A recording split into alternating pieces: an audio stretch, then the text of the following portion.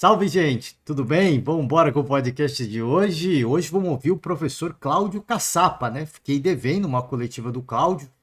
E aí, melhor a gente fazer o quanto antes, né? Porque já foi anunciado Bruno Lage, enfim, não sei quando vem também o Mister, mas vamos deixar uma moral pro torcedor botafoguense. Botafogo que venceu o Grêmio, que antes da rodada era o vice-líder, né? Após os jogos de sábado, o Flamengo se tornou o vice-líder, mas era um simbólico líder contra vice-líder. O Botafogo venceu no Rio Grande do Sul e abriu simplesmente um caminhão de pontos para o segundo colocado, para a alegria imensa da nação botafoguense. A gente vai falar um pouco sobre a rodada, sobre os jogos, vamos passar pelas notícias esportivas, sempre deixando os créditos de antemão, antes tarde do que nunca, né? Vamos começar hoje já, deixando os créditos ao Globoesporte.com, é onde a gente vai passar aqui pelos jogos do dia, pelos jogos da rodada e também pelas notícias esportivas. Tá, antes de chegar na rodada, vamos falar de duas notícias que não tem a ver com as equipes que entraram em campo. Entraram em campo ontem, né, no caso, mas vamos primeiro.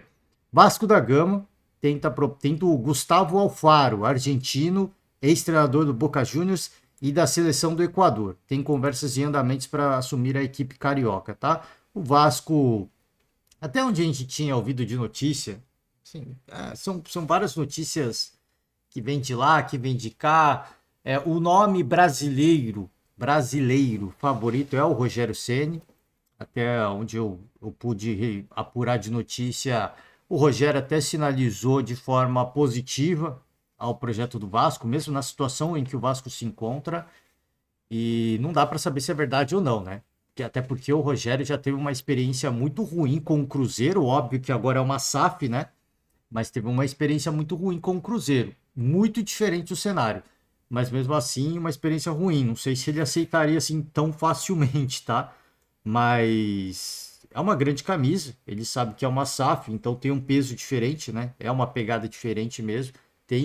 Acredita-se que tem um grau um pouco mais acentuado de profissionalismo, mas também ainda de acordo com muitas notícias esportivas de vários setoristas, o Vasco prioriza um estrangeiro, né?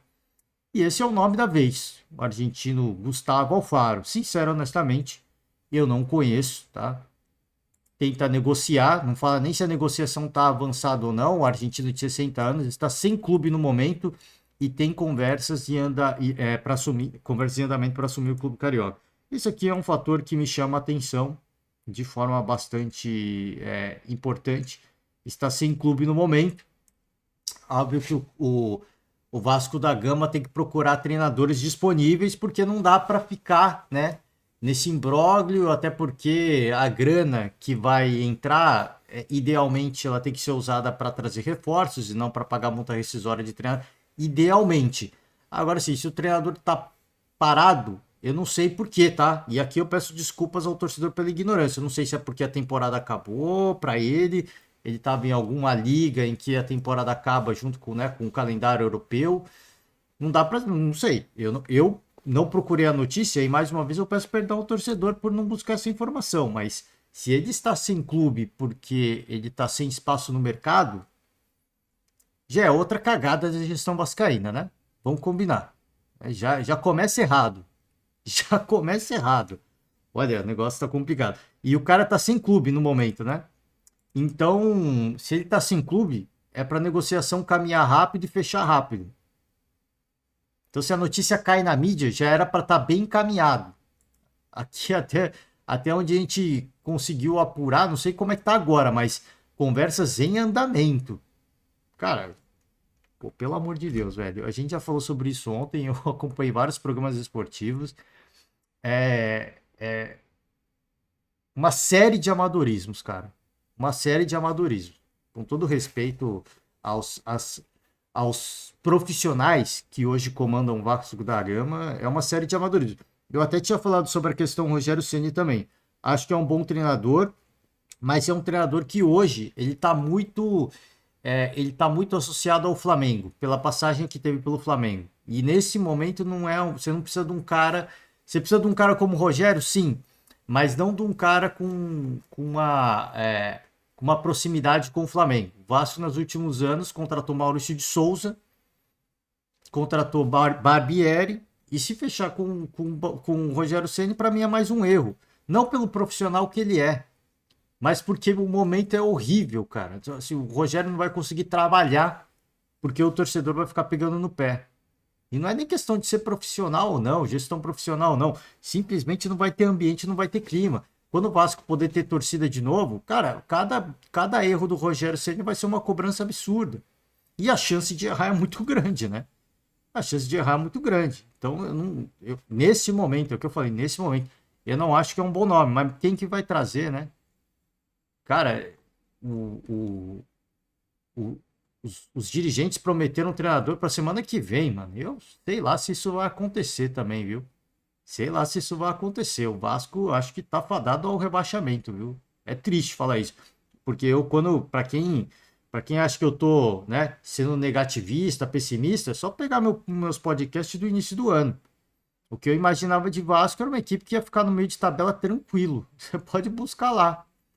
Para mim é muito triste ver essa situação e uma gestão, um comando que não sabe o que quer, cara. Não sabe o que quer. Está fadado neste momento ao rebaixamento. Eu, obviamente, torço por uma recuperação, mas, cara, é uma série de amadureços que você não vê qualquer sinal de melhora, né? Vambora, caso Luan, dois agressores identificados, dois dos agressores que foram identificados, eles foram presos na Bolívia, né? Eu não sei se vocês se lembram desse caso, muito tempo atrás, 2013, a morte de um garoto. Como é que é o nome do garoto? Eu esqueci. Era Kevin, eu não lembro o nome do garoto. Tem aqui, Kevin, é ele mesmo. Kevin Espada, 14 anos. Ele morreu por conta de sinalizador, atingido por sinalizador que partiu da torcida corintiana, né? Então você vê que são personagens que. Como é que pode ser? Eu tenho que tomar cuidado com as palavras, né? Eu tenho que tomar cuidado com as palavras. Assim, se a justiça tivesse sido feita, quer dizer, se as autoridades. Porque ali, para trazer a torcida corintiana da Bolívia, foi uma operação quase que de resgate, né? Quase que de resgate. Então, se a justiça tivesse. As autoridades brasileiras também, né? Vamos combinar, 2013. Cara, eu não gosto de ir pro lado político, mas, ó, eu já declaradamente aqui já falei que não sou de direita e também não sou de esquerda. Peço perdão se você é alinhado a qualquer uma das ideologias, mas a construção da Neoquímica Arena houve um lobby gigantesco pelo então presidente da República, né, que é corintiano, que é hoje o presidente da República atual. Eu sei lá se houve um lobby para esses torcedores voltarem por causa desse vínculo com o Corinthians, tá? Cara, assim, ó, eu peço perdão ao torcedor corintiano de verdade, tá? E para quem seja de esquerda ou para quem seja de direita. Eu não tô aqui sugerindo absolutamente nada. Eu quero acreditar que não foi isso. É isso que eu tô falando. Eu quero acreditar que não foi isso. Porque foi um negócio bizarro naquela época, né? De verdade, assim. Não sei se vocês. Foi uma operação de resgate. Parece que os caras estavam lá presos, hostilizados, e foi uma operação de resgate. E assim, né? É o que eu tô falando. Se a justiça tiver. Não tô dizendo que os caras são culpados ou não. Até porque ninguém foi julgado. Então, se não tem julgamento, não dá pra você saber. Mas se a justiça. Volto a repetir. Eu tô tomando cuidado com as. Talvez, eu tô falando talvez. Se a justiça tivesse sido feita, esse episódio do Luan não tivesse acontecido, né? Talvez. E aí a gente vai ficar no mundo paralelo do si, do si, do si. Então, eu vou sair disso. É que é a notícia que eu trago só para reflexão, tá? E de novo, pô, eu raramente gosto de colocar temas políticos porque eu sei que é um negócio polêmico. E eu volto a repetir, eu não sou alinhado a nenhuma das vertentes, porque eu acho que todas as duas vertentes são muito radicais. E eu, de longe, sou radical. Eu prego moderação, sempre, né? Moderação e pensamento esclarecido sempre, né? Você ter o pensamento de todos os pontos de vista. Mas, cara, são coisas que, poxa vida, né? Poxa vida, te fazem pensar do porquê que houve uma operação tão contundente para trazer torcedores de volta para o Brasil, né? Repatriar torcedores que estavam lá e que estavam sendo, até então, investigados por a morte de um garoto, né? A morte de um menino. Inclusive, a, a eliminação do Corinthians na Libertadores é dita que o árbitro da partida, ele garfou o Corinthians mesmo, justamente para fazer justiça com o garoto, né? É o que dizem, eu não sei se é verdade. É o que dizem. Porque houve uma sacanagem tão grande, ninguém foi punido, então o árbitro decidiu fazer a sua justiça ali, né?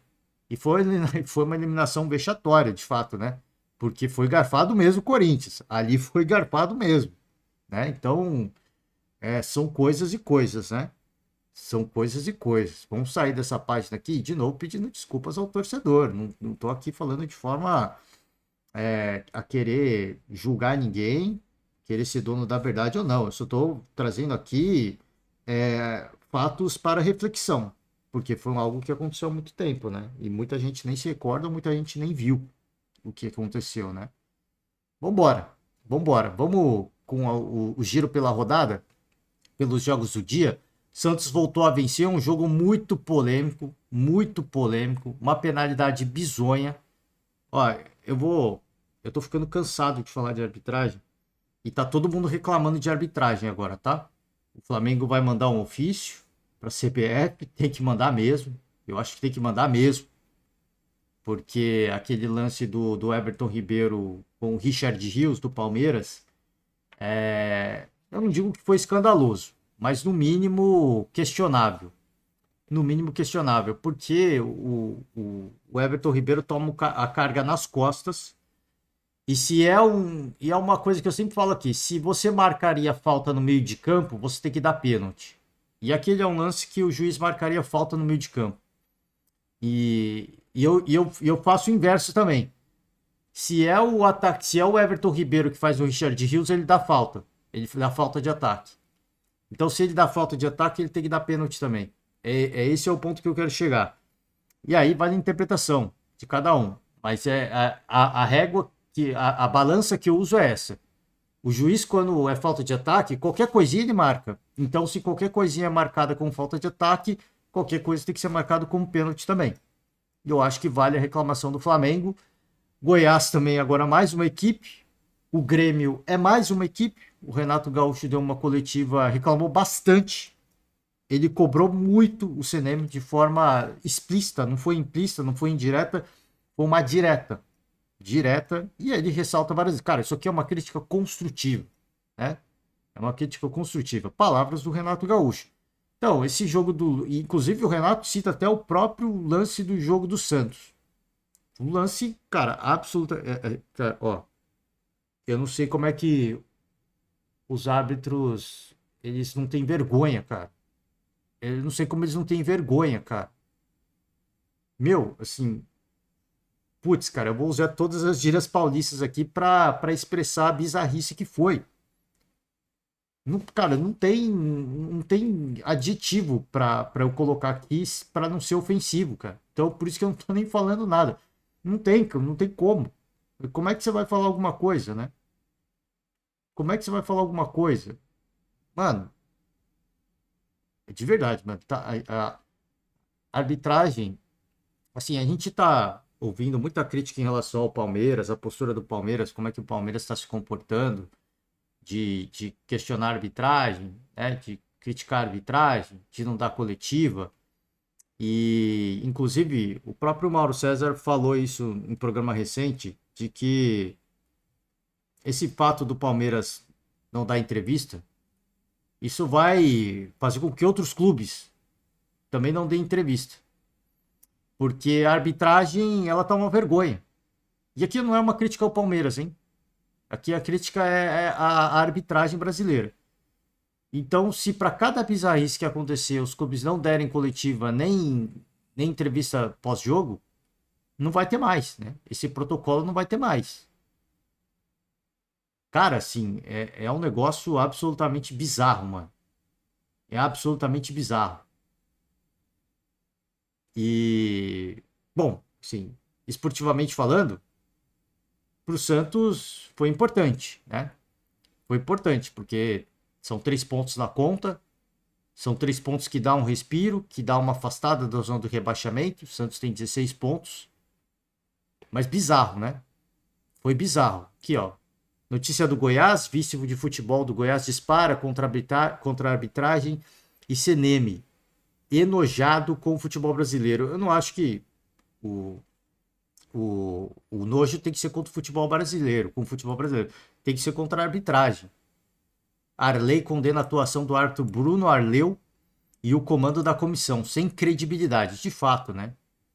Após a derrota por 4-3 para o Santos, o Goiás cancelou as entrevistas. Aqui eu falei, ó. É o mesmo caminho, o mesmo procedimento do Palmeiras, com o técnico Armando Evangelista e os jogadores na Vila Belmiro. Apenas o vice-presidente falou. No caso, o Palmeiras, no jogo contra o São Paulo, foi contra o São Paulo, não. Contra quem foi? Foi contra o São Paulo? Foi a Leila que falou antes do jogo, né? Não falou depois do jogo. Acho que ela tinha que ir para a sala de coletivo, né? Após o jogo.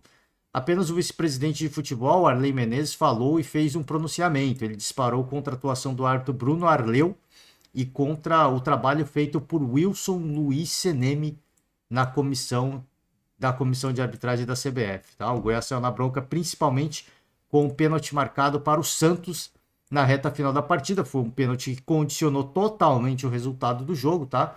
Lucas Alter trombou com Joaquim na área e Bruno Arleu marcou a penalidade. Mesmo com recomendação do árbitro de vídeo para rever o lance, ele manteve a decisão. Né? Então, assim, você tem a oportunidade de fazer correto, né? É a mesma coisa, o lance do que o Palmeiras mais... O lance que gerou toda a polêmica da crise do Palmeiras com a CBF. Da bronca do... Crise não, né? Da bronca do Palmeiras com a CBF. O jogo lá em Curitiba, na Liga Arena.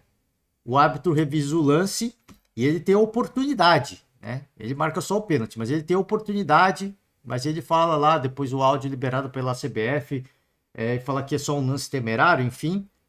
Cara, assim, é bizarro que os caras tenham a oportunidade de ver a parada e de tentar tomar a decisão mais correta. E os caras fazem a cagada, mano. Os caras fazem a cagada. Cara, pô, não... Como eu falei, não tem adjetivo pra ser usado que não seja ofensivo. É bizarro, mano. É bizarro.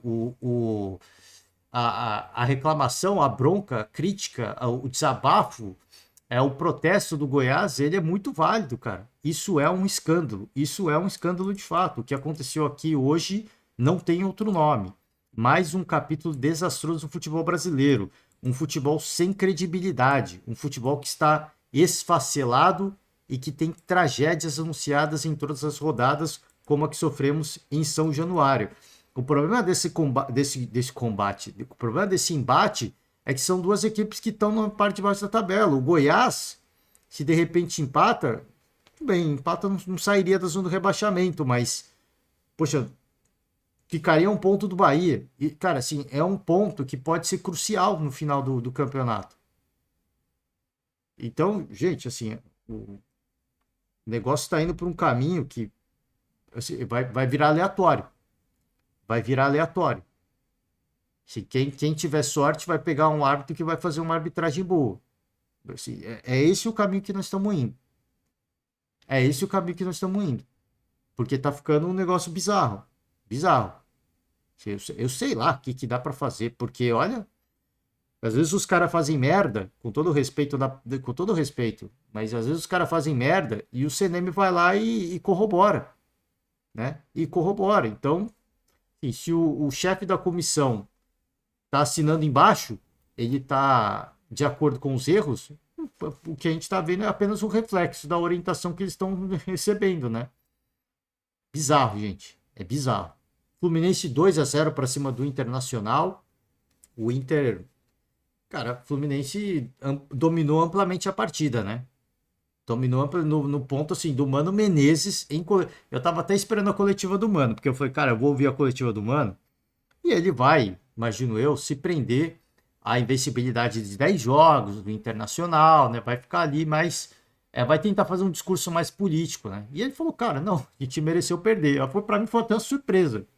O Mano tá ficando mais tranquilo, né? Ele tá ficando um pouco mais tranquilo, mais sossegado. Eu gosto disso, me agrada essa postura do Mano. Mas de vez em quando ele dá umas cutucadinhas na imprensa ainda, mas, mas tá um pouquinho mais sossegado. Me agrada um pouco mais essa nova versão do Mano Menezes. Ele falou, cara, a gente mereceu perder mesmo, né? Mereceu perder mesmo. Jogo no Maracanã, gols de Cano e Martinelli. Martinelli jogou bem. Teve gente que vaiou o Fernando Diniz, teve gente que aplaudiu o Fernando Diniz, trazer aqui a notícia do Fluminense. O Fernando Diniz analisa a vitória e brinca sobre vaias e aplausos. Só havia a parte boa, né? Porque quando ele foi perguntado na coletiva, perguntava assim, pô, no começo do jogo, quando anunciaram o seu nome, alguns torcedores vaiaram. E aí no final do jogo, alguns torcedores te aplaudiram. O Fernando Diniz brincou, né? Não, no começo do jogo eu tava no vestiário, então não ouvi. Eu só ouvi os aplausos, eu só ouvi a parte boa. Foi nesse contexto que ele falou, né? Foi um bom jogo do Fluminense contra o São Paulo. As críticas que a gente recebeu devem ter sido até insuficientes, porque a gente merecia todo tipo de crítica. A crítica mais fácil é sobre sair jogando, que eu ouço há 14 anos. Hoje o time entrou agressivo, solidário. A parte tática é quando as relações humanas conseguem acontecer. E o nosso time foi muito solidário. Quando falta isso, a parte tática não corrige. Quando há falha tática, esse tipo de postura corrige. A vontade de ganhar, o foco, hoje a gente errou, mas corrigiu de outra forma. Um Fluminense, cara, de verdade, sim, um Fluminense mais leve. Eu não sei. Eu acho que até pelo Diniz ter recebido o convite da seleção e hoje ser técnico da seleção brasileira, eu senti até o próprio Diniz um pouco mais leve. Eu acho que o Fluminense vivia um clima um pouco tenso e o Diniz estava tenso, apesar das coletivas dele, ele falar assim, poxa, as críticas são muitas vezes muito rasas, às vezes as pessoas se aproveitam de um resultado ruim para voltar a pegar no pé, como ele falou, né? É fácil criticar, a crítica mais fácil é sobre sair jogando, né? Que de fato é uma crítica que se faz. Então, sempre quando vem um resultado negativo, as críticas são as mesmas ao Fernando Diniz, né?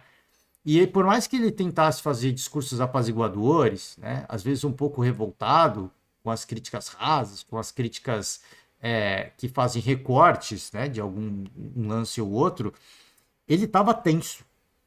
Ele estava tenso, porque ele se defendia a todo custo, né? Ele estava muito tenso. Cara, muito leve. O jogo foi muito leve, o jogo fluiu, ele mesmo na coletiva também muito leve. Porque mesmo quando o Fluminense entrou nessa fase de oscilar, quando vencia, ele estava tenso, né? Ele estava reativo, ele estava na defensiva nas coletivas.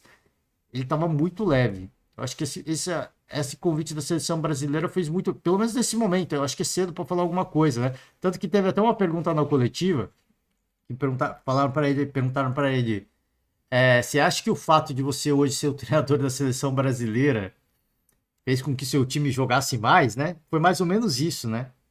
Que perguntaram pra ele, ele falou não, porque se fosse assim, o adversário ia jogar mais também, né? Pô, fez todo sentido a resposta do Fernandes. E é verdade, pô. Se ele é o treinador da seleção brasileira, tá, os jogadores do Fluminense vão jogar mais porque agora ele é treinador da seleção. Tá, se é por causa disso, o adversário vai querer jogar mais também. Pô, o treinador da seleção tá ali, vamos matar, né? Que a pergunta foi, quando o Tite ia pros jogos, tal, né? Às vezes o jogador, você fica, pô, às vezes o jogador joga mais, porque, pô, o Tite tá lá na tribuna, agora o treinador tá no banco de reserva, né? Tá na área técnica. Não, isso vale para os dois lados, né? Vale pro Fluminense, pode até ser que influencie alguma coisa, mas vale pro outro lado também, né? Não é só para um lado, né? Então, achei a coletiva do Diniz muito boa. Inclusive, eu até queria ouvir, mas a gente vai dar uma moral pro torcedor do Botafogo, que hoje, né, o Botafogo disparadamente briga pelo título, né? Briga pelo título. 10 pontos pro Flamengo e pro Grêmio. Red Bull Bragantino e São Paulo, empate em 0-0, jogo no Bia Bichedid em Bragança. Bom resultado pro São Paulo, tá? Bom resultado pro São Paulo, que entrou com um time reserva, assumidamente reserva, focando no jogo da Copa do Brasil. O Bragantino de longe, aquele Bragantino que cara, goleou o Flamengo por 4-0 nesse mesmo Nabi Abichedid. Então você vê que já é um time um pouco mais desgastado, né? Você vê que o cansaço ele cobra todo mundo. O Bragantino vinha fazendo jogos de muita intensidade, de muita força física. Isso tem um custo. Isso tem um custo. Para uma sequência de temporada, isso tem um custo. E agora o Pedro Caixinha vai ter que saber lidar, né? Vai ter que saber gerenciar isso. Não é fácil, né? Não é fácil. O Palmeiras é uma das equipes que eu vinha repetidamente dizendo que fisicamente sobrava em relação a qualquer equipe do campeonato. Hoje eu já não acho. Eu já não acho mais que o Palmeiras hoje é uma equipe que sobra fisicamente. Porque o segundo tempo que a gente viu do Flamengo, óbvio que tem uma estratégia de apostar no contra-ataque, mas é um time que vai se desgastando também. Então não consegue manter aquela mesma intensidade, não consegue manter aquela mesma pegada. E o Bragantino vem se mostrando assim, de uma equipe de muita força física. O Cruzeiro no início do campeonato, que o Cruzeiro estava surpreendendo muita gente, né? Fazendo bons jogos, era um time de muita intensidade, muita força física. Os caras colocavam muita intensidade. E aí você pensava, poxa, eu não sei até quando que esse time vai aguentar jogando desse jeito. A mesma coisa é o Bragantino. E aí é saber gerenciar. O Caixinha se mostrou ser um bom treinador. Agora ele vai ter que saber fazer essa gestão, porque cara, colocar tudo isso dentro de campo te custa muita coisa. E ele vai ter que fazer essa gestão, porque o Bragantino, querendo ou não, joga uma competição internacional, que é a Sul-Americana, e eventualmente, quando voltarem os jogos da Sul-Americana, vai ter que fazer essa gestão para que consiga ser competitivo em todas as frentes. Nesse jogo especificamente contra o São Paulo, a gente já percebeu uma queda. Foi um bom primeiro tempo, e o torcedor São Paulino tem que agradecer que o Bragantino não marcou gol no primeiro tempo, mas o segundo tempo foi bem moroso. Aí, pelo segundo tempo, o empate ficou de bom tamanho. Foi um empate, e para mim, para o São Paulo, foi um grande resultado, tá? Foi um grande resultado. Para o torcedor pode não ter, pô, mas grande resultado é você. Grande resultado é você vencer, né? Mas eu acho que em virtude do contexto do São Paulo ter escolhido priorizar a Copa do Brasil, o jogo contra o Palmeiras, e conseguir sair com o empate de Bragança, eu acho que foi legal. Teve a reestreia, né? Não a estreia. A reestreia do Alexandre Pato. Não teve muita coisa para ver de Alexandre Pato, tá? Porque ele tá voltando em marcha lenta. Aqui, palavras dele, né? Admite ansiedade por reestreia e diz que chorei muito. Hoje é dia de sorrir, né? Então você vê que ele realmente queria muito voltar a campo, voltar a atuar e muito jogar pelo São Paulo. Isso é legal, cara, porque eu tava falando do Fernando Diniz agora, né? Que parecia que ele tava muito leve dentro de campo ali, né? Na área técnica. Mas ele tava muito leve, o time tava muito leve. Então, assim, você vê que quando ele tá leve, ele passa isso pros jogadores. Os jogadores ficam, porque, pô, tá jogando no Maracanã.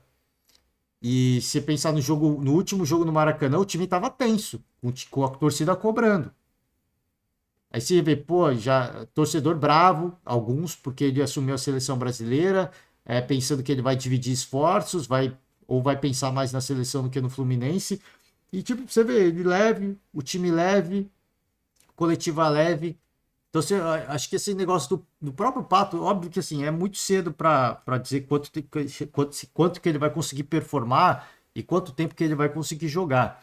Mas eu acho que foi, assim, ele queria voltar a jogar, ele queria jogar pelo São Paulo, então eu imagino que ele vai estar muito leve todos os jogos que ele entrar e sem essa pressão. E o torcedor entende isso também, eu acho, tá? O torcedor tricolor acho que tem essa visão de, poxa, ele tá leve, né? Ele tá voltando devagar, então assim, sem muita pressão, sem muito ele tá ansioso, né? Eu estava ansioso, muito tempo parado, recuperando de lesão, e voltar é sensacional. Quero agradecer aos companheiros, quero agradecer a fisioterapia, é muito legal jogar de novo para mim. Chorei muito, mas hoje é dia de sorrir, camisa 12, finalmente retornando aos gramados, e era um jogo, acho que era um bom jogo para ele voltar, porque pelo primeiro tempo não era jogo para ele. Se o Bragantino conseguisse manter pelo menos um pouco mais de pegada no segundo tempo, não ia ser jogo para o Pato mesmo. Mas aí o jogo foi baixando o ritmo, né? Já foi ficando meio maçante. Acho que assim, até o próprio Bragantino entendeu que já, pô, já não vai dar muito mais que isso. A gente fez o que precisava, não marcamos os gols, É isso mesmo. Agora vai ficar um jogo cadenciado mesmo. Talvez um lance de sorte, acontecesse alguma coisa. E aí eu acho que foi um bom momento. O Dorival ele foi muito bem, na minha opinião. Ele encontrou um momento excelente para pôr o Alexandre Pato. Nada demais, como eu falei, nada demais. Também não tem nem que esperar muito mais nesse momento, tá? Nesse momento. Devagar, o atleta ele quer muito voltar, você vê nas falas dele, ele queria muito voltar. Ele tá onde ele queria estar e eu falei isso sobre o próprio Dorival. Ele tá onde ele queria estar e tá fazendo um bom trabalho, porque ele tá fazendo um trabalho leve. Ele não tem essa pressão, essa responsabilidade. Óbvio que ele se coloca essa pressão, mas isso não vem da arquibancada, né? Isso não vem da arquibancada. E a mesma coisa do Alexandre Pato. Acho que devagarzinho, se fizer a coisa certa, a transição correta, eu acho que tem tudo para dar certo. Obviamente, dentro do que o Pato hoje pode entregar, até pela idade dele, eu acho que tem tudo para dar certo, tá? Vamos voltar aqui, Grêmio e Botafogo. Cara, Fortaleza e Atlético Paranaense, o Pikachu decidiu o jogo, tá? Eu vou deixar para falar de Grêmio e Botafogo no final. O Pikachu decidiu o jogo, ele tinha perdido uma penalidade no jogo contra o Flamengo, né? E cara, o futebol o barato do futebol é isso aqui, cara. Ele te permite essas viradas, né? Ele talvez tenha sido um dos protagonistas pela derrota para o Flamengo. Talvez, tá? Talvez. Que ele perde uma penalidade. Ele chutou muito mal, mas o Matheus Cunha foi muito bem também. Mas ali foi a chance, de repente sai na frente, condiciona o jogo, joga um pouquinho mais na transição, força o Flamengo a sair mais, deixa mais espaço. Não sei, né? Não dá pra gente prever, mas ali, talvez, na visão do torcedor, ele tenha sido um dos pivôs daquela derrota pro Flamengo. Talvez, tá? Eu acho que não. Eu acho que não. Flamengo foi um bom jogo de duas equipes que jogaram e prevaleceu a melhor equipe, que foi o Flamengo, né? Então, Pikachu voltou a decidir jogo em Fortaleza, o atacante entrou em campo no segundo tempo, na vaga do estreante Marinho já estreando aqui aliás, as mídias do Fortaleza, as mídias tricolores, bastante vídeo do Marinho, né? Bem legal, ele tá. Espero que ele tenha ido óbvio, com essa responsabilidade de ser um dos protagonistas, mas que ele também, cara, esteja vivendo um momento ok, sabe? Em paz, sem pressão, porque no Flamengo ele tinha muita pressão. Até pelo peso da contratação, pelos valores da contratação, o Marinho ele tinha muita pressão no Flamengo. Eu espero que no Fortaleza, até o staff do Vojvoda esteja fazendo isso de forma correta. De cara, óbvio que ele vem para ser um protagonista, porque não é barato, mas sem essa pressão, sabe? De ser necessariamente o cara, né? O principal jogador. Com o tempo ele tem a oportunidade de assumir, só que tem que ser algo natural, né? No Flamengo nunca foi algo natural, sempre foi muito forçado. E ele sempre querendo fazer a mais, mas sempre, cara, exagerando dentro de campo, né? Ou exagerando pro bem ou exagerando pro mal. Exagerando pro bem, eu digo no ataque, e exagerando pro mal, fazendo jogos ruins. Pro bem é quando ele tentava ir pro ataque, sempre tentava um drible a mais, um corte a mais, que no final era pro mal, né? Que no final acabava sendo pro mal. Mas enfim, vitória do Fortaleza. Até falava antes do jogo que é um jogo de duas equipes muito organizadas hoje e que só não competem com o Flamengo e Palmeiras porque não tem a mesma grana, né? Mas são muito organizados. Em termos de futebol, se equiparam. Em termos de organização do futebol, se equiparam. Melhor para o Fortaleza, que fez o jogo na sua casa, né? Fez prevalecer o seu mando de campo. 3 pontos na conta. Isso, para a tabela, vai muito bem, obrigado. Fortaleza é o sétimo colocado. O Atlético Paranaense são adversários que devem brigar pelas mesmas coisas no Campeonato Brasileiro, que é ali, certamente, vaga para Libertadores, porque, mais uma vez, essa deve ser uma temporada do Furacão focada totalmente nas Copas, né? Então, imagino que devam brigar aqui por esse bolo aqui, né, dos times que vão conseguir, né, que vão beliscar uma vaga na Libertadores da América, tá? da próxima temporada. Para finalizar, o jogo do dia, Grêmio e Botafogo. O jogo foi na Arena do Grêmio. Bom jogo, cara. Foi um bom jogo. Talvez uma das melhores partidas do campeonato. Eu acho que se tem um ponto pro Renato Gaúcho se orgulhar, é isso. O Grêmio tá protagonizando os melhores jogos do campeonato, de fato. Aí, cara, e sem brincadeira, assim, eu brinco com a questão Luizito Soares, porque eu sou um grande fã do Soares, né? Eu acho que já deu pra perceber aqui. Eu sou fãzaço do Soares. Só que ele, cara, assim, o que ele não é pelo nome, é o que ele joga, mano. É o que ele joga. E ele tá com dor no joelho. Cara, assim, o cara é. Esse cara é o famoso. Ele que é o La Bestia, né? Tinha um atleta aí que se autodenominava La Bestia, né? E eu falo isso no bom sentido, hein? O Soares é o verdadeiro La Bestia. É impressionante, assim. O cara. Poxa, você fica. Quando o Grêmio anunciou, pô, 35 anos, você fica, caraca, mano, será que o Soares vai jogar tudo que ele. Não, tudo não, né? Obviamente que não é tudo que ele sabe jogar ou tudo que ele poderia jogar. 35 não, 36 anos. Eu puxei aqui para falar a idade correta, né?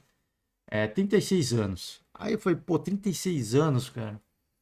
Ele obviamente vai se poupar, vai ficar mais próximo do gol, né? Vai correr menos para ele poder render mais. Eu lembro, você vê os.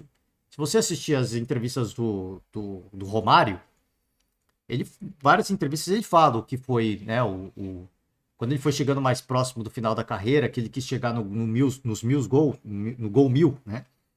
Ele falava, cara, eu fui me adaptando. Eu ficava sempre mais perto da área para correr menos, para me desgastar menos, né? Para estar bem posicionado. Eu imaginava algo parecido do Soares, ficar mais perto do gol. Cara, o Soares, ele, pô, meio campo ofensivo, ele faz tudo, cara. Ele faz tudo. E o PR, vamos combinar, a gente tem que deixar uma moral pro Lucas Perry, porque, meu amigo, não fosse o Lucas Perry, talvez o Botafogo pudesse sair com prejuízo no primeiro tempo, e aí tem que correr atrás do resultado. Cara, teve uma bola na trave, ó, teve uma bola na trave, acho que foi do próprio Soares. Quando o jogo ainda tava 0-0, teve uma bola na trave, e aí você fala, cara, isso é sorte de campeão, mano. O Botafogo tá vivendo um momento mágico.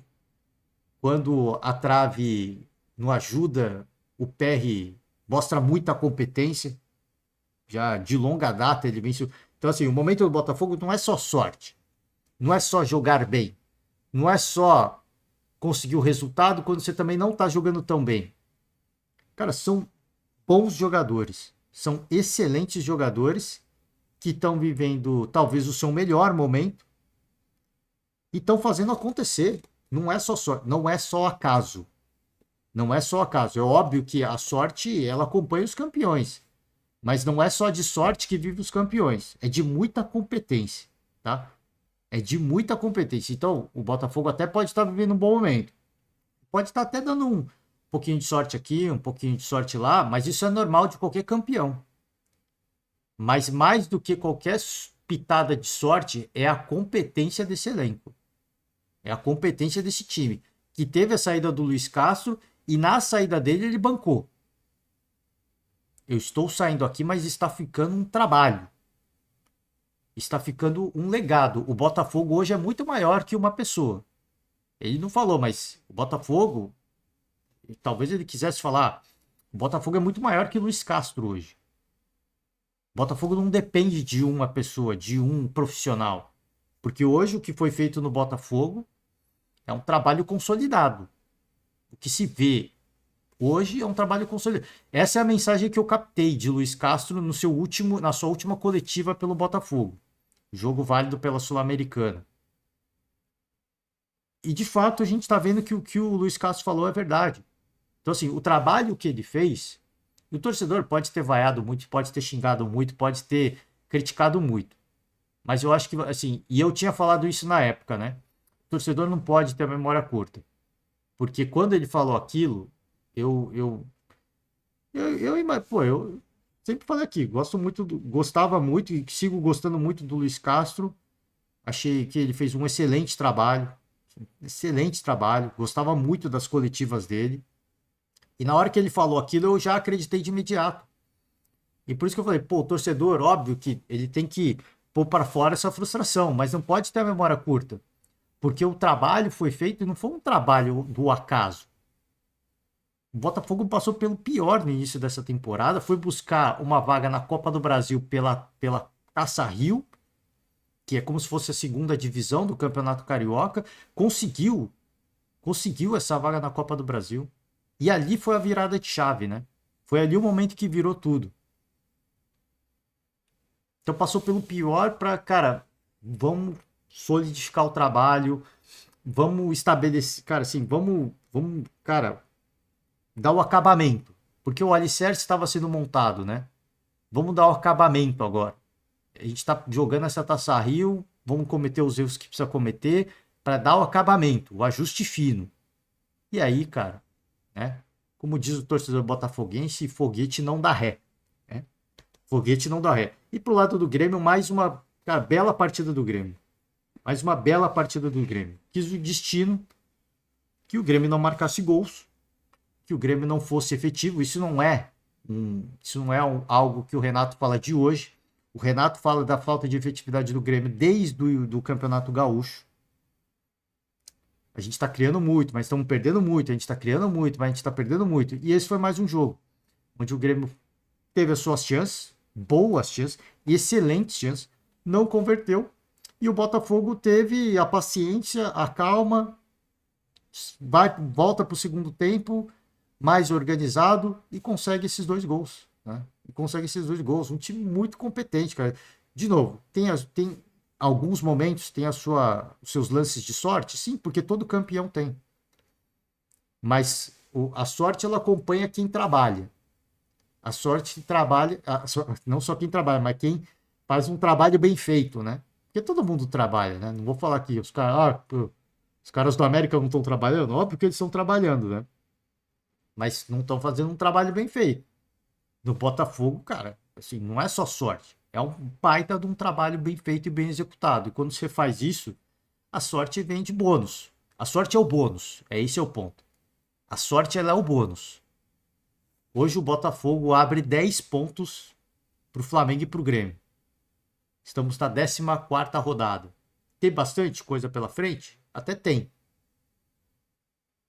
Mas, cara, assim, não é pela distância em pontos, tá? Não é nem pela distância em pontos. É pelo que a gente vê do Botafogo. É pelo que a gente vê. Porque muita gente, você pode ver muitos noticiários esportivos e muita gente vai se apegar à distância em pontos, né?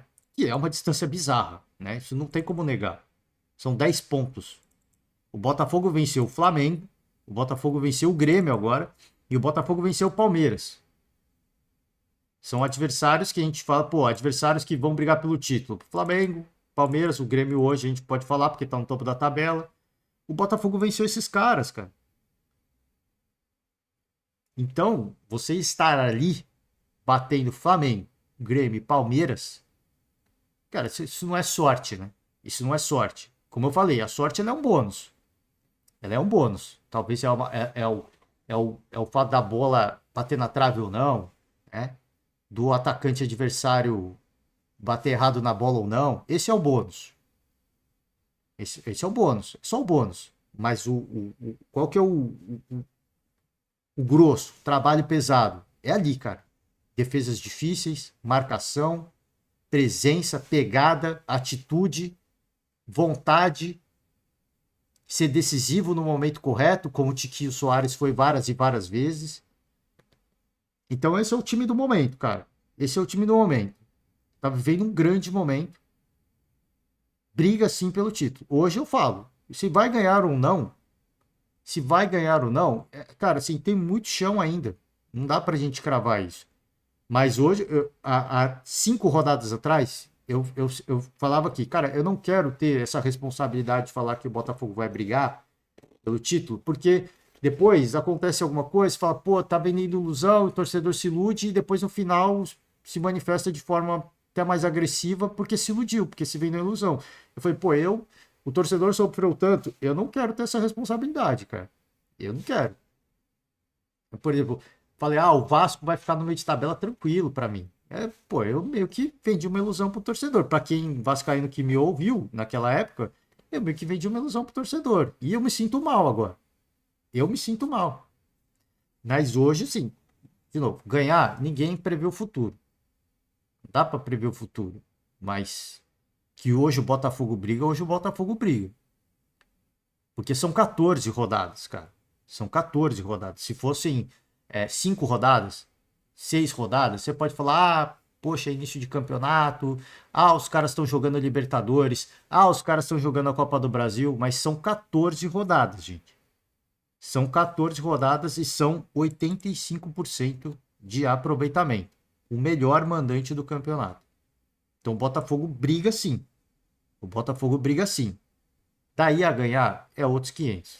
Aí a trajetória ela é muito longa. Mas que o Botafogo briga hoje, briga. Porque o que se vê de Botafogo não é um trabalho aleatório, não é um bom momento, não é um sorte, é um trabalho. É um trabalho bem executado, tá? E do Grêmio é a mesma coisa, cara. Assim, o Grêmio eu acho que tem condições de. Se o Renato focar no Campeonato Brasileiro, perdeu uma disputa que não podia perder. Mas se focar no Campeonato Brasileiro e não na Copa do Brasil, dá pra brigar, eu acho. Porque o Grêmio tá muito bem. O grande X da questão para mim é o Suárez. Se o Suárez sair do Grêmio, eu acho que é uma perda muito grande. É uma perda não porque ele, não só pelo que ele joga, mas a referência técnica que ele é dentro de campo, de intimidar até os adversários. Sabe? Eu acho que essa presença do Suárez dentro de campo, ela é muito, cara, assim, ela é muito importante pro Grêmio. Eu vejo isso. Para mim eu falo, por exemplo, do Bruno Henrique no Flamengo. Cara, é impressionante como o Bruno Henrique, ele quando ele entra, a aura do time muda. Para mim, e o Suárez no Grêmio é isso. Quando ele tá em campo, a aura do time é outra. A pegada, a intensidade, a forma como os caras vão pra bola, a forma como o time ataca, né? Assim, é uma outra pegada. Então, assim, quando ele for para Barcelona, eu não sei o que vai acontecer, cara, assim, porque eu acho que o time do Grêmio vai cair um pouco. Não digo em termos de resultado, talvez siga jogando mal e vencendo, pode acontecer. Mas eu acho que, assim, tecnicamente vai cair. Porque o que ele representa dentro de campo, assim, é muita coisa, cara. Ele coloca um negócio, um componente que não dá pra gente medir, né? Dentro de campo, que, assim, você percebe, né? Você só percebe. Cara, é meio que assim, a atmosfera que com a presença dele causa, né? Cara, aquele negócio é de atmosfera mesmo, né? É de você que não dá pra gente medir, né? Vambora, vamos só pegar aqui as palavras do Renato Gaúcho para a gente finalizar, né? Tá falando demais. O Renato elogiou a atuação do Grêmio e criticou a arbitragem, como eu já tinha comentado, né? Ele questionou uma não marcação de pênalti no Bitelo. E eu falei de Flamengo, que vai fazer a sua reclamação, acho que tem que fazer. O Renato falou que o Renato, inclusive, mencionou o primeiro jogo da Copa do Brasil contra o Bahia. Só que ele falou, pô, eu não falei nada naquela época, eu não gosto muito de falar, mas eu tô falando agora, porque depois se acontece alguma coisa no jogo da volta, na Copa do Brasil, aí vão falar que eu tô sendo mal perdedor. Eu acho que ele fez correto. Ele tem que falar agora sobre isso. E sobre os erros que aconteceram. Porque se de fato, né, o Grêmio não sabe o que vai acontecer, é um jogo de mata-mata. Se for eliminado pelo Bahia, ele reclamar de arbitragem, lá no primeiro jogo lá, aí vão falar que ele é mal perdedor. Acho que ele foi um pouquinho tarde, mas ele falou no momento certo. Talvez deveria ter falado. Se ele falar depois do jogo contra o Bahia, aí vai ficar com o discurso de chorão mesmo, né? Então esse é o jogo correto, né? Tinha que ser agora. Né? Tinha que ser agora. Então, palavras do Renato, o que me deixa feliz hoje, lógico que ninguém gosta de perder, foi a atuação da equipe. Muito boa. Uma das melhores do ano. Criamos no segundo tempo. Infelizmente, não fizemos os gols nas oportunidades que apareceram. O Botafogo criou 3 ou 4 situações e fez 2 gols. Quando perde o jogo e não cria, é uma coisa. Outra coisa é da maneira que o Grêmio vem jogando, criando, sufocando. Não é por causa dessa derrota que tem algo errado. Uma coisa ou outra sempre tem a corrigir. Obviamente que tem, né? Você não perde porque você não errou. Você pode perder jogando mal, mas você perde porque você errou, né? Então, eu acho que eu sigo com as palavras do Renato. Assim, não é o fim do mundo. Foi um bom jogo, teve as suas oportunidades. Não conseguiu, cara. Assim, é coisa do futebol, né? É coisa do futebol. E aí as críticas ao à comissão de arbitragem e ao Wilson Seneme, né? Hoje o jogo estava 0-0. Tivemos um pênalti no Bitelo. O que eu quero falar pro Seneme é: por que o VAR não chama o árbitro nesses lances? Estou falando isso porque tenho a convicção do que estou falando. Vi no vestiário os lances. Quero saber se o CNM vem a público e me explica se é pênalti ou não é. Mostra o jogo do Santos hoje de manhã e pega o nosso lance contra o Bahia. Me explica o que é ou não pênalti. Você tem que vir a público e me explicar, né? E explicar. Ele até fala em dado momento que assim, cara, ele tá criticando, obviamente, e ele até em dado momento fala, cara, o CNM tem que vir a público e me explicar, para eu entender, né? Porque ele sabe o que é pênalti ou não é. Mas qual que é o critério, né? É isso que as pessoas querem saber. Qual que é o critério? Porque num jogo o critério vale, no outro o critério não vale. Num jogo o critério é esse, no outro já é diferente. Então, são vários e vários clubes que agora começam a reclamar de forma muito assintosa. E eu acho que é justa a cobrança. Eu não sei o que vai acontecer não, cara. A gente está se encaminhando para um cenário onde vai ser o aleatório puro. Aleatório puro. Ou você joga bem e pelo resultado, como o Botafogo, ou você está sujeito às casualidades da arbitragem. Porque o Botafogo não dá chance para erro de arbitragem. O Botafogo não dá chance. Não. A gente vai jogar certinho e a gente vai buscar o resultado. E jogando bem. Agora, quando você joga bem como o Grêmio, por exemplo, e não faz resultados, aí vem à tona algumas coisas, que nem o Renato falou agora, né? Ele falou, óbvio que isso, ele não está acreditando isso a derrota, mas isso é um componente que poderia ter condicionado o jogo. A mesma coisa aconteceu com o Palmeiras. Então, se você faz o seu trabalho e decide e faz o resultado sem precisar depender de outros fatores do campo, que é do futebol, a aleatoriedade do futebol faz parte. Só que o problema é que agora tem o fator arbitragem. Você está sujeito à aleatoriedade da arbitragem também. Você não está mais sujeito se vai chover, se não vai chover, se o gramado vai encharcar, se não vai encharcar, se vai ventar, se não vai ventar, se a torcida vai acender sinalizador ou não vai acender sinalizador. Você está sujeito também à arbitragem. Qual o critério da arbitragem? Então, qual que é o único jeito de você escapar disso? É fazer o que o Botafogo vem fazendo. A gente joga bem, faz o resultado que precisa e a vida segue. E por isso que o Botafogo está sobrando. Não é porque o Botafogo está sendo favorecido. É porque o Botafogo não está dando chance para o azar. Que foi o que o Palmeiras fez o ano passado. O Palmeiras que tanto reclama essa temporada, o Palmeiras o ano passado não deu chance para o azar. Aconteceram erros de arbitragem? Sim, mas esses erros ficaram escondidos. Por quê? Porque o Palmeiras jogava, fazia o seu resultado, vencia 3 pontos, foi somando. E no final da temporada, os erros que aconteceram com o Palmeiras não fizeram diferença. Agora faz, né? Agora faz, porque se dá mais destaque à arbitragem do que ao futebol. Esse que é o problema. A partir do momento que você abre mão do futebol para colocar a responsabilidade em outras condicionantes do jogo, isso te custa. É óbvio que em um jogo ou outro isso vai ser preponderante. Mas não em todos os jogos, né? Não em todos os jogos. Enfim, vamos embora. Vamos com a coletiva do Cláudio Caçapa agora, né? Falei demais. Mas a gente chega lá, tá? Paciência. Botafogo TV, o convite fica aberto sempre, né? Pro torcedor, pro simpatizante, pro fã do esporte. Se inscreve no canal do Botafogo, não só do Botafogo, mas de todas as TVs, de todos os clubes. Curte o vídeo se você gostar, como eu acabei de fazer, né? Deixa o like no vídeo e vamos embora com o treinador interino, né? Interino, não sei por quanto tempo mais será, mas vai ficar. Até a chegada de Paulo Lage, acho que até do Bruno Lage, Paulo Lage. Até mesmo quando o Bruno Lage chegar, acho que o Caçapa ainda vai ficar um tempo para fazer essa transição junto com ele, né? E vamos embora. Cláudio Caçapa, coletiva pós-jogo. Grande vitória diante de uma grande equipe hoje aqui na Arena do Grêmio, diante do Grêmio, que não, esse ano, não perdeu para ninguém aqui na Arena do Grêmio. Hoje o Botafogo consegue uma vitória bacana. Sou Gilmar Machado, da Rádio Opinião. Queria ouvir do senhor Porque é muito curioso, né? De repente, o senhor estava de férias e aparece no Botafogo. Essa história é uma história só futebol mesmo, por isso o futebol é fantástico, né, professor? Só futebol mesmo para contar essa história. O senhor, durante a sua jornada, se preparou para estar aqui.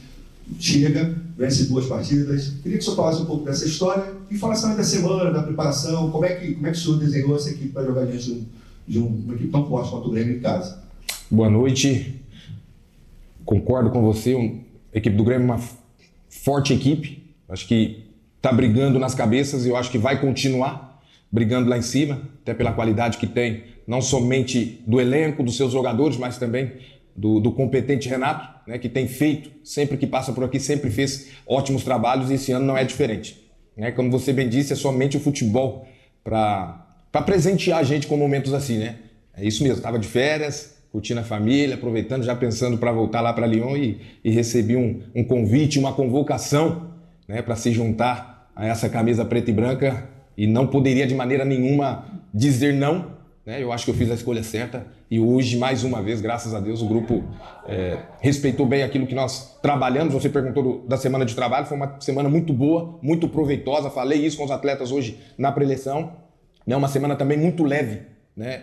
Onde os atletas se dedicaram ao máximo, né? Fazendo o trabalho que nós propomos para eles da melhor forma possível, com intensidade, com alegria, com prazer, que eu acho que isso também é importante. Mas eu acho que hoje se confirmou a boa semana, mesmo que foi um jogo muito difícil para nós, principalmente no primeiro tempo. Professor, aqui, Valéria Passamé, Rádio Gaúcha, queria falar Aqui ele deixa uma moral, né? Aquele famoso jogar pra torcida, né? Deixa uma moral pro torcedor botafoguense, falou que não podia recusar essa convocação, que ele tava de férias com a família. Mas, cara, é óbvio que isso é um discurso encantador, né? Mas isso é uma coisa óbvia, né? Ele auxiliar no Lyon e é uma oportunidade de carreira, né? Uma oportunidade de carreira. Por mais que ele saiba que, às vezes o John Textor deixou muito claro para ele, olha, você só vai fazer um trabalho de interino, tá? Você não vai para lá para ser efetivado. Mas é uma experiência, cara. É uma experiência que ele vai ter de viver de Botafogo, de futebol brasileiro, um time que está sobrando na ponta do Campeonato Brasileiro. Então, assim, o clima tá muito bom, né? O clima tá muito leve, não vai ter a pressão por um resultado. Então, acho que, como ele falou, fiz a escolha correta. Mesmo assim, cara, acho que não é nem uma questão de escolha. Assim, é uma questão de, cara, é uma oportunidade de carreira. Isso vai agregar no meu currículo. É a experiência que vai ser adquirida. Vai ser importante para o resto da temporada, né? Trabalho que ele vai fazer como auxiliar, que ele vai seguir fazendo como auxiliar. E ele fica mais perto. E ele coloca agora as suas credenciais no mercado, né? Óbvio que tem muito do trabalho do Luiz Castro, que foi muito bem estabelecido, e ele vai falar sobre isso, mas ele coloca o seu nome à disposição do mercado agora, mercado brasileiro. Falou, ó, tô aqui, cara. Eu acho que muitos clubes agora vão olhar para ele como um nome viável, né? Ou, dependendo do clube, como um nome forte para ser um treinador. Então, como ele falou, não tinha como recusar mesmo, né? É óbvio que tem uma parcela aí de jogar para a torcida, mas tem muito da carreira, né? Da oportunidade de carreira. um pouco mais sobre essa estratégia, porque nós tivemos um dos melhores jogos do campeonato. E do lado do Grêmio, que a gente teve de avaliação, foi uma das melhores partidas do time, mas com um resultado que foi adverso. Como o senhor preparou a estratégia desse jogo, e especialmente falando do intervalo, né? Porque o Grêmio teve as melhores oportunidades da etapa inicial. E como é que foi também esse papo para voltar para o segundo tempo e hoje o Botafogo sair daqui com esse resultado positivo? Tudo para nós mudou no intervalo, até porque eu falei para os meus atletas que foi um milagre, eu usei essa palavra, um milagre, a gente está ainda 0-0. E que é a verdade, é a realidade. O Grêmio criou melhor, o Grêmio criou mais, criou oportunidades melhores de marcar os seus gols no primeiro tempo. Não aconteceu, e eu disse aos meus atletas, eles não marcaram, o que nós precisamos agora é mudar a chavinha, precisamos voltar a jogar da forma que a gente estava acostumado a jogar. Primeiramente era no impacto. Eu acho que ali a gente estava perdendo muitos duelos e depois era na posse de bola. Teríamos que guardar mais essa bola, fazer o time deles rodar, balançar as linhas deles. Eu acho que foi o que aconteceu. No segundo tempo fizemos um melhor segundo tempo. Acho que aí voltamos, equilibramos mais o jogo e graças a Deus achamos esses 2 gols que nos trouxeram tranquilidade para continuar mantendo a posse de bola. O Caçapa ele usa esse termo que foi um milagre, né? Mas eu acho que ele falou muito mais para balançar o seu elenco, né? Pô, foi um milagre a gente ter saído com o empate. É um discurso que pro elenco é para dar chacoalhada, né? Pô, caraca, mano. Gente, vamos jogar bola, né? Foi um milagre a gente ter tomado o gol. Mas tem muito de... Tem um componente de... Como eu falei, tem o bônus. O bônus é a sorte. O bônus é a sorte. Mas, de repente, uma bola que bate na trave, é o adversário finalizar mal. Mas o fato do adversário não ser efetivo, de não ter sido competente, isso não é uma questão de sorte, né? Isso não é necessariamente uma questão de sorte. Porque a reputação que foi construída pelo Botafogo, isso que traz a pressão, e às vezes o cara erra. Porque, pô, do outro lado é o Botafogo. É o líder do campeonato. A gente precisa vencer os caras pra gente diminuir a distância. Então, assim, óbvio que existe a pressão do Botafogo de, pô, precisamos pelo menos empatar para manter a distância. Mas do outro lado a pressão é maior. Porque, pô, estamos em casa. A gente está em casa. A gente precisa vencer para os caras não abrirem 10 pontos da gente. A pressão está do outro lado. Então não é só uma questão de sorte. Existe essa guerra psicológica, né? E nessa guerra psicológica o Botafogo fez o seu papel muito bem. Como foi? O Lucas Perry faz as defesas importantes. O time se comporta muito bem. Joga a responsabilidade para o lado do Grêmio, porque o Grêmio está jogando na sua casa, em sua residência. A responsabilidade de marcar os gols, de fazer o resultado é deles, porque o empate é interessante para o Botafogo em termos cara, assim, de tabela mesmo, né? De projeção para a temporada. Então o time soube explorar isso. Então, assim, eu não acho que foi milagre, como disse o Caçapa, né? Eu não acho que foi um milagre. É óbvio que ele fala isso pro elenco para dar uma chacoalhada mesmo, e deu uma chacoalhada mesmo. Mas eu não acho que é milagre. O que aconteceu foi um resultado, um reflexo da reputação que o Botafogo construiu. Construiu a muito custo, né? Construiu a muito custo. E à medida que... E essa vitória vai jogar pressão já para o próximo adversário. Existe a pressão para o Botafogo também? Óbvio que existe. Quanto mais pontos você vai acumulando, mais pressão você vai acumulando também. Porque, pô, precisa corresponder no próximo jogo. Precisa corresponder no próximo jogo. Mas a pressão do outro lado é muito maior, cara. Cara, você está enfrentando o líder do campeonato, tem 10 pontos do vice-colocado. Vai ser você a equipe que vai bater os caras? A pressão é gigantesca, mano. A pressão é gigantesca. Então, tudo isso que o Botafogo construiu até aqui, eu acho que isso são condicionantes que pesam na hora de um atleta finalizar, na hora de um atleta finalizar bem ou mal. Fora que eu falei, o time vive um bom momento. Então, quando você precisa do goleiro, ele funciona. Quando você precisa do zagueiro, ele funciona. Quando você precisa do atacante, ele funciona. Né? Então não é milagre, né? Não é milagre. Isso foi construído a muito custo. E o time colhe os frutos disso hoje, né? O time se dá esse presente de colher hoje o que eles construíram com muito custo. E aí no segundo tempo, como disse o Cláudio, falou, pô, aí ele deu a chacoalhada no elenco mesmo. O time já volta, até ele fala, pô, a gente conseguiu ter mais posse de bola, encontra 2 gols e já consegue, cara, na busca pelo resultado, o Botafogo conseguiu os gols que precisava. Então, num jogo difícil como esse, né, vocês tomando tanta pressão, você precisa buscar o resultado. E o Botafogo é efetivo nisso. Boa noite, é contra o Mendes. Queria te perguntar o seguinte, com um pouco mais de uma semana de trabalho, você utilizou jogadores que até então não eram tão utilizados, como é o caso do Carlos Alberto, do Kaique e hoje do Grêmio. Queria te perguntar o seguinte, como é que você conheceu eles tão rápido, o motivo de usá-los, e aproveito para fazer mais uma. Esse Botafogo tem as características de um time campeão? Então, respondendo a sua pergunta do Breno, do Kaique e do Carlos Alberto, são atletas, né, só tem uma semana que eu estou trabalhando com eles, mas são atletas que têm um potencial muito grande, mas eu também tenho a ajuda do staff que trabalha comigo e o Lúcio Flávio, né, como ele que está mais próximo, junto com o Diogo na preparação física, como eles estão mais próximos de mim, então o Lúcio me deu as características, as coordenadas de todos esses atletas. Então eu acho que aqui não é um trabalho só do Cláudio, é um trabalho junto com o Lúcio, junto com o Diogo, junto com a turma toda que está fazendo um excelente trabalho. Então isso facilita para mim, né? Quando eu sei do potencial do atleta, quando eu sei que o atleta ele é veloz, que ele busca o espaço, que ele busca a profundidade, isso quando eu estou ali à beira do campo eu já estou pensando, mas também pensando em tudo aquilo que o Lúcio, tudo aquilo que o staff me passaram, né? Então acho que isso hoje foi mais uma vez presente, até porque o Carlos Alberto entrou no jogo contra o Vasco, também entrou bem, fez o gol, hoje se repetiu, isso mostra também que ele tem estrela. E eu acho que o futebol ele funciona dessa forma. Com um treinador, às vezes você não está jogando, com o outro treinador chega, aparece a oportunidade. Então por isso que nós amamos o futebol. E a segunda pergunta, o Botafogo está no caminho certo. Ainda faltam muitas rodadas, mas ele está no caminho certo. Eu acho que se continuar dessa forma, o trabalho, o grupo, os jogadores se fecharem como eles estão fechados, junto com o staff todo, com a torcida, é lógico que temos que começar a pensar assim em título. Né? A briga, nós vamos brigar lá em cima, isso é certo. Mas em título ainda é cedo para falar de ser campeão. Mas já está dando um cheirinho sim. Aqui... Questão de jogadores, né? Porque, pô, como é que você conheceu os atletas? Dá até o destaque pro Carlos Alberto, né? Fez o gol contra o Vasco, fez o gol agora contra o Grêmio também. Tem o componente, né? Mostra que tem estrela, ele até fala sobre isso, né? E é verdade também. Mas quando você entra num...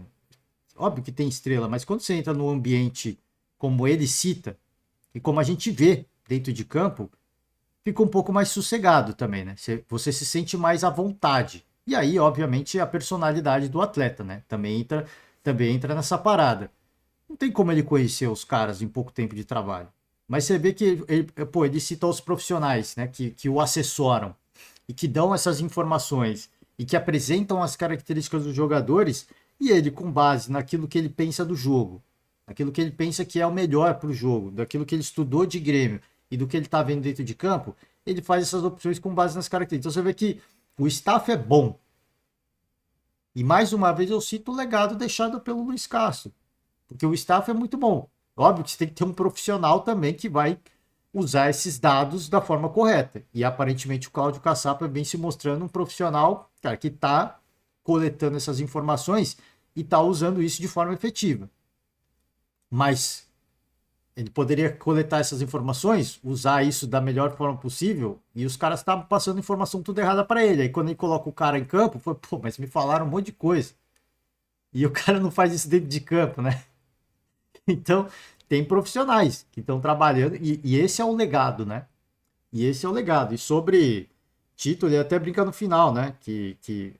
Já dá meio que um cheiro, mas o cheiro não é de título, né? O cheiro é de, como ele falou, é muito cedo para falar de título. O cheiro é assim, o Botafogo vai brigar pelas cabeças, né? Como ele cita. Hoje eu me sinto com a tranquilidade de falar, o Botafogo briga por título. O Botafogo briga por título. Daí a ganhar, cara, é muito chão, é muitas rodadas ainda, tem muita coisa. O Botafogo vai jogar uma Sul-Americana também. A gente sabe que vai ser um torneio secundário Sul-Americana, mas você também não pode largar a mão totalmente, então vai ter que fazer uma gestão ou outra, eventualmente isso vai acontecer. Então, a gente sabe como é que é. Se ter o próprio Bragantino, que já fez partidas de muita intensidade, aí no segundo tempo contra o São Paulo já cai um pouquinho. Então, com o tempo, você vai ter que saber lidar com essas situações, e o Botafogo está sabendo, até o momento, está sabendo lidar muito bem com isso. Mas, como eu disse, tem muito chão pela frente. Tem muito chão pela frente. Mas o trabalho está sendo realmente muito bem executado, tá? Você vê que ficou um legado mesmo. Você vê que ficou um legado. Quando o Jorge Jesus sai do Flamengo, ele mesmo fala, cara, assim, não deixei legado nenhum. O meu trabalho é o meu trabalho. Ele falou isso no Bem Amigos, né? Ele participou do Bem Amigos. E aí foi perguntado sobre isso. Cara, não ficou ninguém. O meu trabalho é o meu trabalho. Ninguém entra, ninguém vê os treinos dele. É um trabalho autoral, é tipo patente, né? Ele criou o jeito de trabalhar e não deixa ninguém copiar, né? Ele fala, talvez um jogador ou outro, assim, que jogou comigo, que eu tenho mais proximidade, tal, eu até deixo entrar. Mas aquilo lá é meu. Aquilo eu construí. Foram anos de trabalho moldando e construindo. Então você vê que não ficou legado do Jorge Jesus. Mas do Luiz Castro ficou. Você começa a ver que, cara, realmente ficou um legado. Do elenco, do comportamento do elenco, né, das dinâmicas de jogo e dos profissionais que estão ali assessorando. O treinador, então, o treinador agora, né? O treinador atual, mas interino, o Cláudio Caçapa, tá? Gente, é isso. Finalizo por hoje, porque a gente passou de 1 hora de podcast e queria ouvir um pouco mais. Como eu falei, a coletiva é muito boa, mas Fica o convite sempre aberto, né? Para você, torcedor, entra lá, assiste o restante da coletiva. Por hoje eu encerro, né? Por hoje eu encerro. E amanhã a gente volta aí com mais podcast. Deixa eu só trazer aqui. Quem sabe faz ao vivo, né? Vamos trazer. Acho que amanhã não tem jogos, né? A gente vai ter a Copa do Brasil começando, mas já não vai ser amanhã, né? Amanhã não, hoje no caso, né? Tem o jogo da Série B, começa na terça, né? Com Sul-Americana, o playoff, né? Da Sul-Americana, começa a repescagem, se é que pode dizer assim, da Sul-Americana, né? Então vai ser um dia mais tranquilo. Amanhã a gente pode repercutir a coletiva do Fernando Diniz um pouquinho, tá? Então já fica o convite aberto pro torcedor do Fluminense, eu acho que já não tem mais nenhum, mas se tiver, amanhã a gente ouve um pouco da coletiva do Fernando Diniz e repercute as notícias esportivas do dia, tá certo? Fecho por hoje. Também vai ter muito provavelmente vai ter o vídeo do CNM, então vamos ver o que o CNM vai ter para falar. E é isso. Por hoje encerro. Muito obrigado. Você que resistiu até aqui. Fecho por hoje. Forte abraço, ótima semana e amanhã estamos aí. Tchau.